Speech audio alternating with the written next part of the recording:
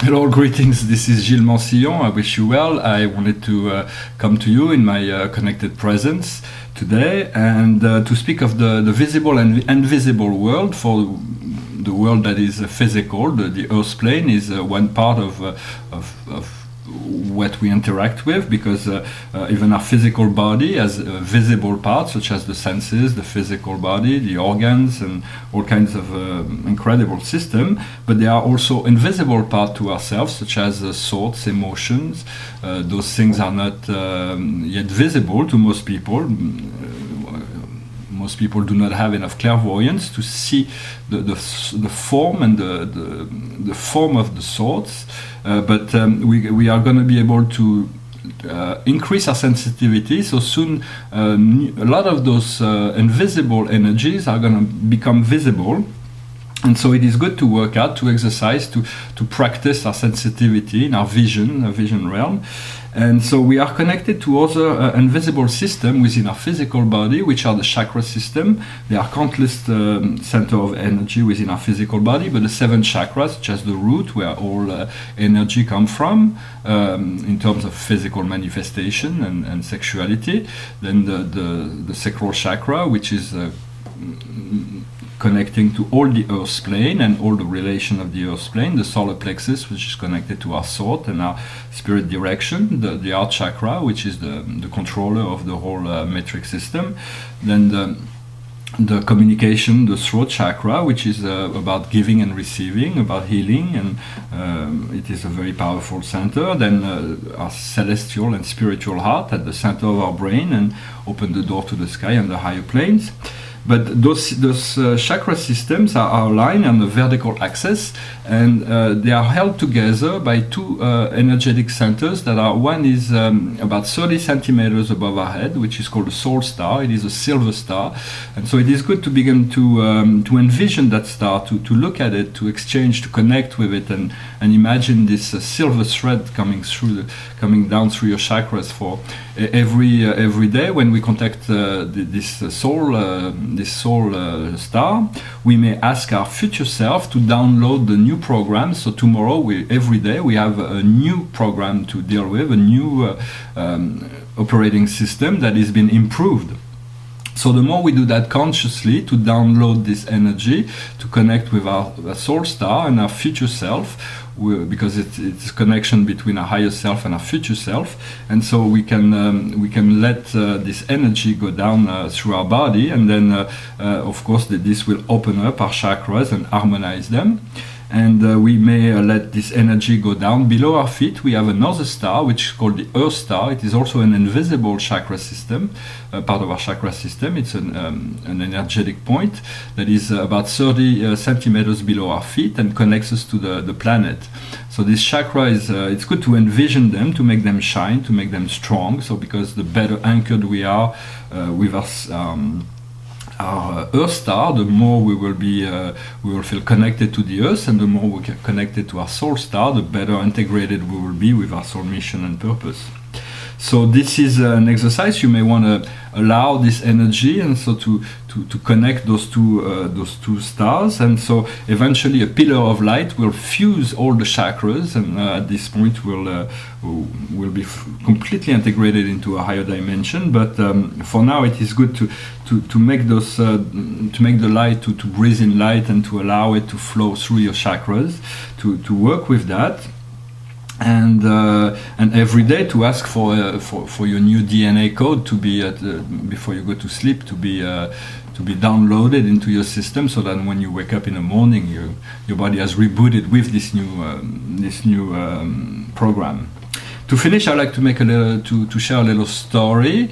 It's a little psychological test. If you don't know it already, you may want to experience with that. And it is something that may change in the course of time. If you do it a few years from now, you will see that all of those will be approached differently. The story is simple. It is, of course, do not do that if you are driving a car, but if you are sitting down quietly, you may close your eyes and envision a road. This road can be large, it can be small, it can be a country road, it can be a city road, it can be go straight down, straight up, can you can have many twist and turn, or you can see far away. So you have to see how your own road looks like, and maybe add some details, see what you see around you, and how are you driving, are you walking, what's the condition of you're traveling this road. So that is the first element. The second element is that once you've been riding on this road for a very long time, you become very, very thirsty, and this thirst is really you have to find something to drink, but you have nothing there. So eventually, after going through that road, you eventually manage to see a beautiful lake. It's a magnificent lake. It looks so clean, so beautiful and sparkling. And so as you approach this lake, what do you do? Are you able to drink from it? Are you going to swim in it? Are you going to just reject the whole process of being able to drink from the lake? I mean, it's really there is nothing right or wrong. It's just you have to determine what's your relationship to this situation. Let us say that you have find what you were looking for in the lake, and you want to return to your road, but then there is an angry bear that's like looking at you with looks like it's really mad and really it's really after you. So it's kind of a dangerous situation. But do not limit your imagination when you're dealing with those things. You may. You may just imagine whichever situation fits you, and so the way you deal with the bear is basically up to you also. And so let us say that you escape this dangerous entity, and so you have returned to your road, and so now you're back on your road, and but then as you proceed forwards, you see there is this great big wall that crosses the road. So I want you to imagine this road, this wall and on the road. So how does the wall look like? What do you do in front of the road, in front of the wall? So it is very much about how you deal with this wall that's crossing your road, because this is the last and final test of this test. So in terms of symbology, the road is your life right now, and so how you vision your life. Some people see it driving 200 miles an hour on a highway, others are walking down a countryside. So it is all very personal, and so you may find symbology that are appropriate to you in relation to what you envision and see. The lake represents love and how we approach love, and how it shows us. If you have never done this test before, it may show that either your confidence in relation to love, or your fear in relation to love, or how you approach it, how you deal with it, how much are you able to enjoy it. The bear represents the difficulties of life, and so of course you can go into the lake, and from there, although the bear can swim, he may be busy with something else, or climbing trees. I'm not really sure would be available, but there is always ways to negotiate, and maybe to find a way that the bear will lose his aggressivity, for it is all an illusion here.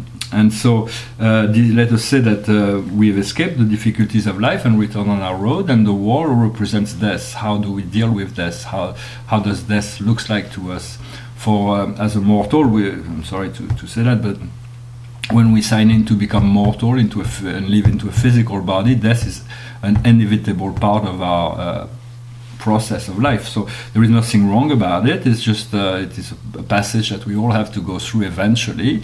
And so were you be able to see behind the wall? Were you able to cross the road? Were you just turned around and go back? Or everybody's got different approach to those things, but they may be revealing certain aspects of your psyche that are very, very basic and simple, but that show you a certain aspect you may want to work out, and you can change anything you want at any time. So there is no concern there.